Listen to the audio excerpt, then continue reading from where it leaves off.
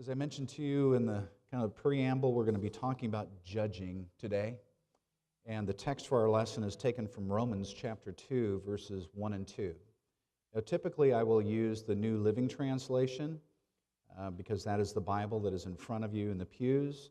I don't know what particular translation you use. My own personal study Bible is the New King James Version. That's what I use. But I found the New Living Translation to be very readable and a fairly accurate translation of a word. I use the message today because it really helps communicate and convey a point that I had to hear and hopefully will resonate with you as well. Again, Romans chapter 2, verses 1 and 2. But if you think that leaves you on the high ground where you can point your finger at others, think again.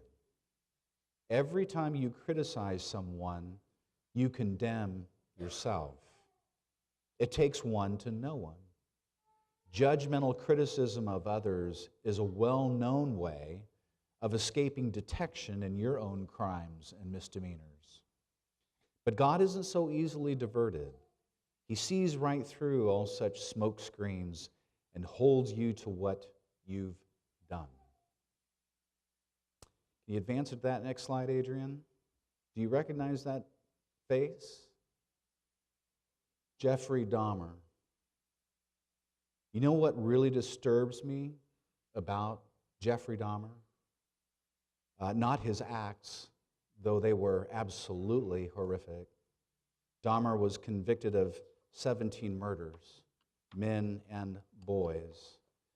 11 corpses were found in his apartment. He cut off arms. He ate body parts.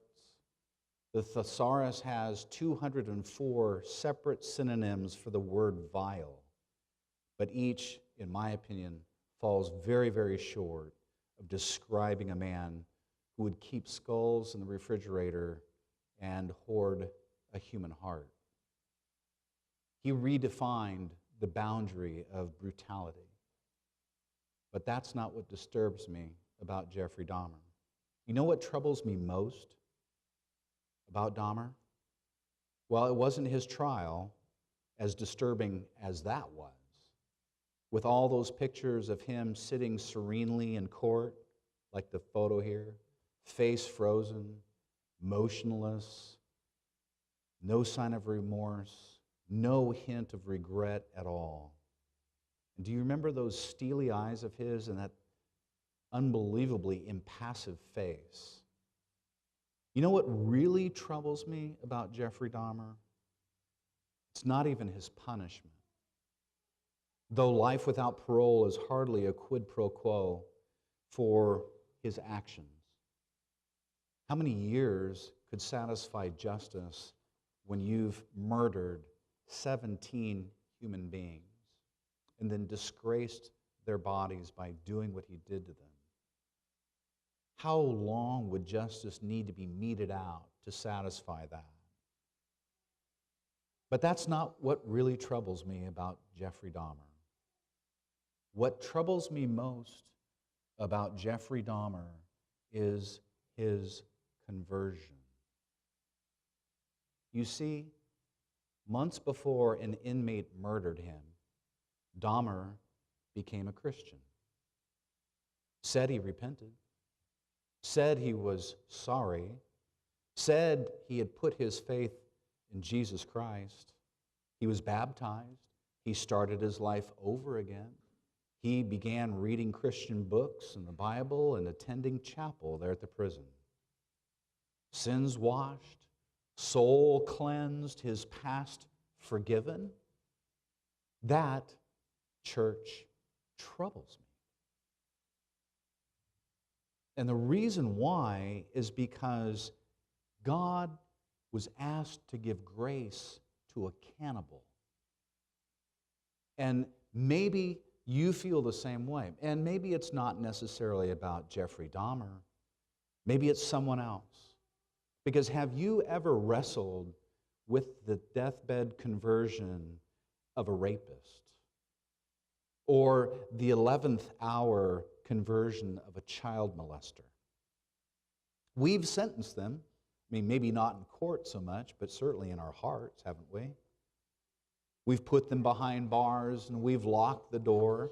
They are forever imprisoned by our disgust. And then the impossible happens. They repent. And our response, we typically cross our arms, furrow our brows, and say, God is not going to let you off that easy. Not after what you did. God might be kind, but He's no wimp. Grace is for average sinners like me, not deviants like you. And for proof, we turn to Romans chapter 1, which begins, God's anger is shown against, and then Paul lists it all, starting with verses 26 and continuing through 27, 28, 29, and 30. Paul lists it. God is angry, and His anger is being shown against sexual sin, evil, selfishness, hatred, jealousy, murder. And we get to that point, church, I think, and we start wanting to shout hallelujah. Go get them, Paul. You know what? It's about time someone stood up to sin. It's about time that someone told people the way that it is. It's high time that someone pulled back the blanket of adultery or put the light on dishonesty. You know what? We need to nail those perverts. We need to string up those porn peddlers. We'll stand by you, Paul. We decent, law-abiding folks are with you. And Paul's response, quote, if you think that leaves you on the high ground where you can point your finger at others, think again. Every time you criticize someone, you condemn yourself. It takes one to know one. Oops. That's not so good. You see, in Romans chapter 1, Paul confronts the hedonists, people who are acting out in sinful ways. But commencing in Romans chapter 2, he deals with a completely different group of people, and those are judgmental moralists. Those who pass judgment on someone else. Romans chapter 2, verse 1. You see, somewhere, church, between the escort service and the church service, there's a person who, quote, points his finger at others. Therefore, you have no excuse, O man, whoever you are, when you judge another, for in passing judgment upon him, you condemn yourself, because you, the judge, are doing the very same things.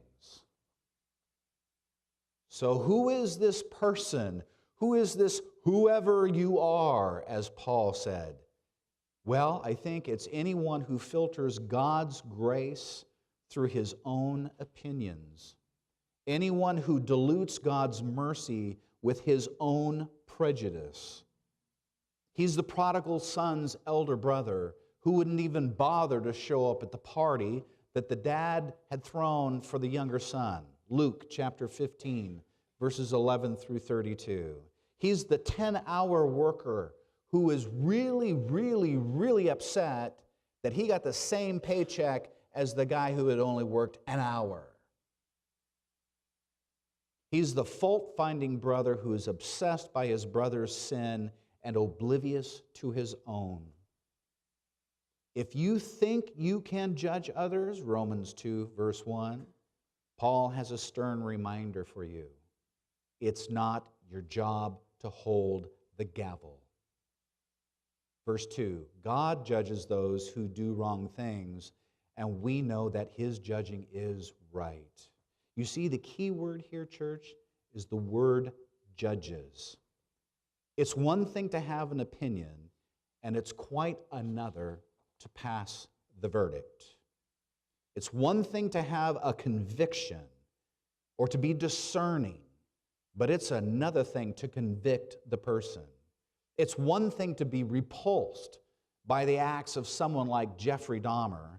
It's another entirely to claim that I am superior to him or he is beyond God's grace. It's our job to hate the sin, but it's God's job to deal with the sinner. God has called all of us to despise evil, but He's never called us to despise the evildoer. But we'd like to, wouldn't we? Some of you chuckle, you laugh, because you know what I'm saying is true. We'd like to. There's something smug and self-satisfying about putting on the robe, stepping behind the bench, and laying down the gavel, isn't there? Besides, judging others is a really quick and easy way to give yourself an ego boost, right? It's kind of like going by a convenience store or a drive-through restaurant and asking for a convenient container of ego boost. Oh, well, I'm better than that person. Standing next to all the Mussolinis of the world, or the Hitlers of the world, or the Dahmers of the world, we boast, hey, God, look at me. At least I'm not like them. They're a lot worse than I am. But therein lies the problem. God doesn't compare you or me to Mussolini, Hitler, or Dahmer. They aren't the standard. God is. God is the standard. And compared to him, Paul then argues in Romans chapter 3, verse 12, there is no one who does anything good. Here's what I mean. Suppose that God simplified matters and reduced the entirety of the Bible to just one command. Here it is. Thou shalt jump so high in the air so as to touch the moon, and thou shalt be saved. That's it. The entire Bible in one commandment. Thou shalt jump so high in the air so as to touch the moon, and thou shalt be saved. Let's say God just gave that one commandment, eliminated everything else. No need to love your neighbor, no need to pray, no need to follow Jesus. Just jump up and touch the moon, and you'll be saved. We'd never make it, right? Never. I mean, there may be a few people who can jump 3 or 4 feet off the ground. I watched some Olympic high jumpers that were jumping 5 and 6 feet off the ground. But compared to the distance that we have to go, no one really gets that far, do they? Though you may jump 6 inches higher than I do, let's just say, I don't know that that's much of a reason to boast, do you? Now, God hasn't called us to touch the moon, but in a sense, He might as well have said it, because in Matthew chapter 5, verse 48, Jesus said, you must be perfect, just as your Father in heaven is perfect. Well, I don't think any of us can meet that standard.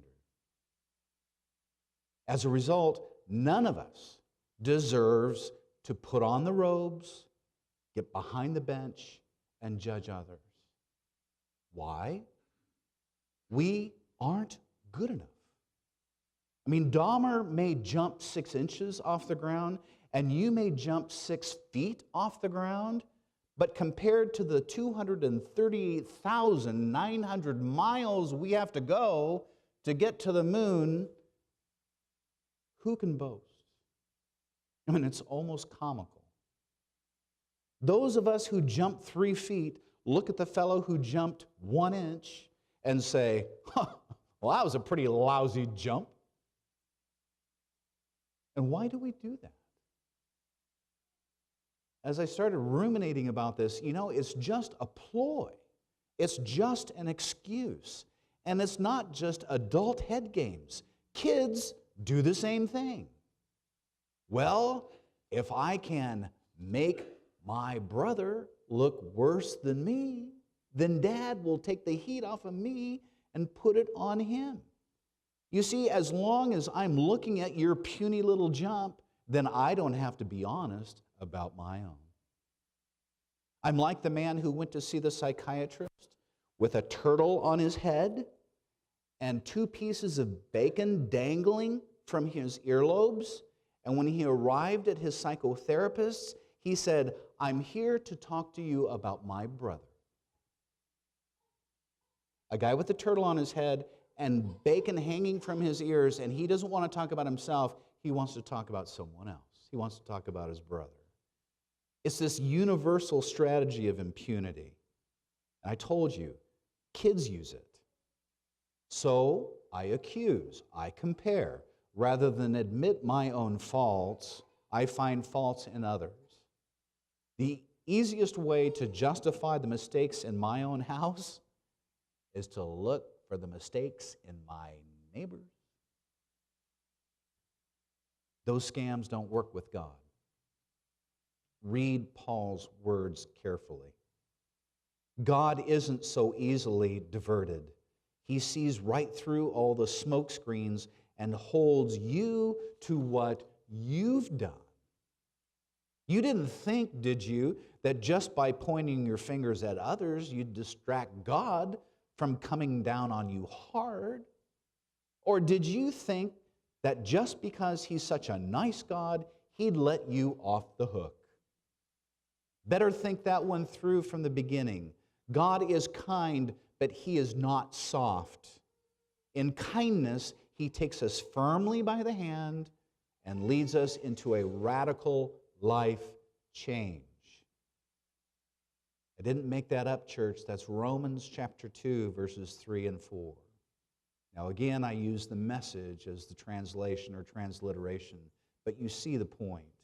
We just aren't good enough to judge. I mean, can the hungry person accuse the beggar? Can the sick person accuse the ill? Can the sinner condemn the sinner? No. Only one can judge, and that one is neither listening nor speaking right now. But not only are we not worthy, we're not qualified. We don't know enough about the person to really judge them. We don't know enough about their past. I mean, we might condemn a man for stumbling this morning, but we have no idea what the blows were that he took yesterday. We might judge a woman for the limp in her walk and have no idea that she has a tack in her shoe. We mock the fear in the eyes, but have no idea how many stones that person has ducked or the darts that they've dodged. Are they too loud? Well, just maybe they fear being neglected again. Are they too timid? Well, maybe they fear failing again. Are they just too slow? Well, maybe they fell the last time they hurried. We just don't know. Only one who has followed yesterday's steps can be their judge. But not only do we not know enough about their past, we're ignorant about their tomorrow. For instance, can we judge a book when not all the chapters have been written yet? Or as this picture shows, can you judge a piece of artwork while the artist is still holding the brush in their hands? It's unfinished business. How can you dismiss a soul until God's work is complete?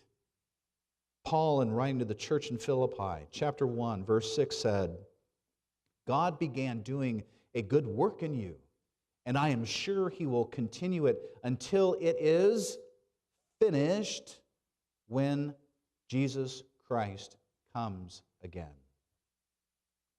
So, church, Randy, we need to be careful. The Peter who denies Jesus at tonight's fire may very well be the same person who proclaims Him with fire at the next Pentecost. The Samsons who is blind and weak today may use his final strength to level the pillars of godlessness. A stammering shepherd in this particular generation may be the Moses of his next. And don't call Noah a fool, because you might just need a lift. Do not judge before the right time. Wait until the Lord comes. Paul wrote that to the Corinthian church in 1 Corinthians chapter 4, verse 5. In conclusion, let me just leave you with this thought. There was a condemned criminal who had been sent to death by his country. And in his final moments, he was asking for mercy. Had he asked for mercy from the people who had convicted him, surely it would have been denied. Had he asked forgiveness of the government who had convicted him, it would have been declined. Had he asked it of his victims, they would have turned a deaf ear. But it wasn't to these that he turned for grace. He turned instead to the bloodied form of the one who hung on the cross next to him and pleaded, Jesus, remember me when you come into your kingdom. And Jesus answered him by saying, I tell you the truth, today you will be with me in paradise. Luke chapter 23, verses 42 and 43. As far as we know, Jeffrey Dahmer did the same thing. And as far as we know, Jeffrey Dahmer got the same response. And when you think about it, the request Dahmer made is no different than yours or mine. He may have made it from a prison bunk, and we've perhaps made it from a church pew, but from heaven's angle, we're all kind of asking for the moon, aren't we? And by heaven's grace, we all receive it. Church, I'm not suggesting to you that we don't make judgments. We do every day. We judge circumstances. We evaluate proposals. We investigate matters that require some discerning and some judgment. What I'm telling you today is not saying that you cannot judge, because we do that every day. And God has told us to be astute. He said, you don't want to be giving your pearls to swine, right? So in that context, you would have to know that if I were to do that, that would essentially be giving my valuable things to somebody who wallows in the mud. So God is not saying to just go out there and just say, well, everything is happy-dory, I'm good. Everybody, let's just sing along and hold hands and sing Kumbaya. No, that's not what's being said. It's this haughty spirit that we look down on another person and we judge them because we think that they are worse than we. And everybody is God's child. Everybody is a recipient of God's grace. Everyone deserves that opportunity. So the encouragement that I have been giving to myself all week and that I will share with you today is, before you judge someone else's motivation and their own spirituality, first of all, check yours first, and then be sure that the judgments that are being rightly made as God would judge. It's hard, I know. I was talking to one of our parishioners yesterday who was here for Kirk and Debbie's celebration of their renewal of their vows. They've been married for 46 years. And when I said, well, we're going to be talking about judging, she said, oh, that'll be a hard one to listen to. She's not here this morning. So I won't out her who it was, but it's a hard topic. We don't like to hear someone saying, don't be judgmental. And you know, the world is saying, oh, do not judge lest you be judged. Well, that's the world not wanting to hear the truth. The judgment that we're talking about here is the kind of hostile spirit that says, you know what, I'm more deserving of God's grace than you. It's this disturbing image in my head about a person who can be so vile as Jeffrey Dahmer and think that 2 months before he was murdered in jail, he actually asked for God's grace. And church, for all I know, he received it. I have a hard time balancing that out in what I think is right and what I think is wrong, but thank God I'm not the judge. So don't you try to be either this week. Go about your business. Love one another. Love each other. The people with whom you work. Give them a little space. But more importantly, give them lots of grace because we all need it. And we've all received it. Let's stand, please, and sing.